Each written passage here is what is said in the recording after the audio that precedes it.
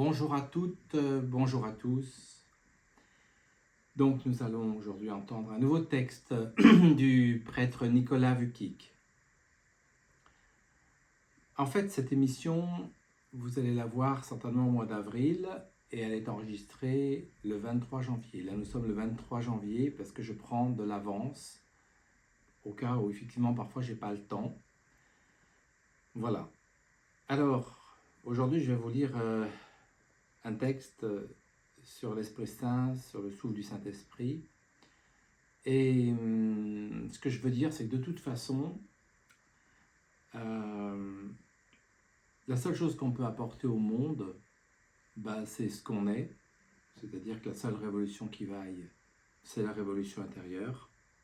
C'est ça le plus important et le plus efficace surtout.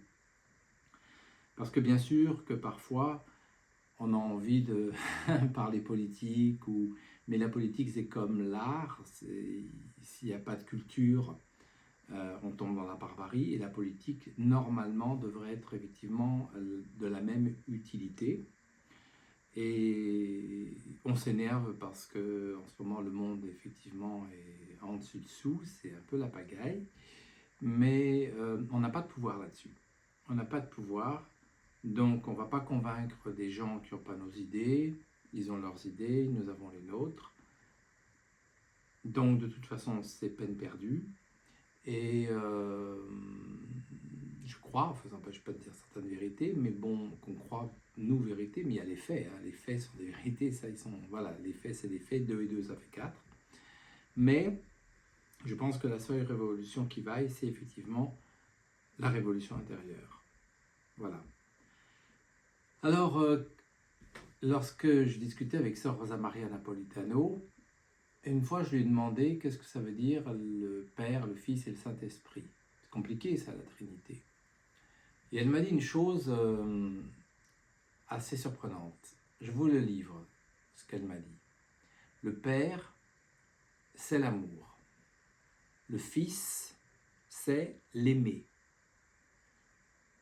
L'Esprit Saint est l'amour. Je vais répéter. Le Père, c'est l'amour. Le Fils, c'est l'aimer. L'Esprit Saint est l'amour.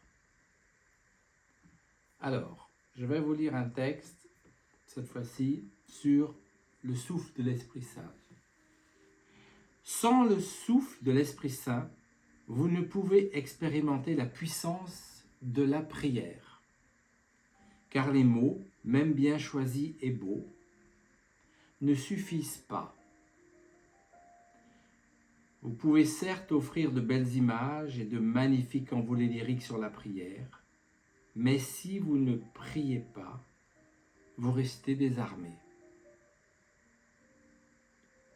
Même ce que vous lisez maintenant risque de n'être qu'une belle pensée abstraite si vous ne vous laissez pas visiter par l'Esprit Saint.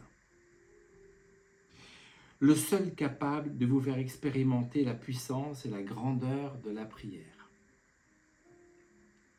Le jour où vous serez submergé par la tornade du Saint-Esprit, vous ne vous demanderez plus comment ni quand prier. Le Saint-Esprit décidera de tout. Si un rayon de lumière venait du trône de Dieu et touchait votre cœur de pierre, il fondrait comme neige au soleil et la prière coulerait comme un fleuve. Voilà, vous le réécouterez, c'est très profond. En fait, c'est vrai que Sœur Rosa Maria me disait, quand j'avais des moments de découragement, comme on peut avoir des moments de découragement quand on voit le monde aujourd'hui, confiance, elle me disait, confiance. À la fois facile et difficile, mais c'est sûr que ça se travaille aussi. Voilà. Donc, il faut être lié et se dire que il y a aussi un monde de l'invisible, vous savez. Et comme je vous avais dit dans d'autres précédentes émissions, quand on est touché par la grâce, on sait que c'est ça. Mais les mots ne peuvent pas le dire. Seule l'expérience est une certitude. Je vous souhaite de passer une très belle semaine.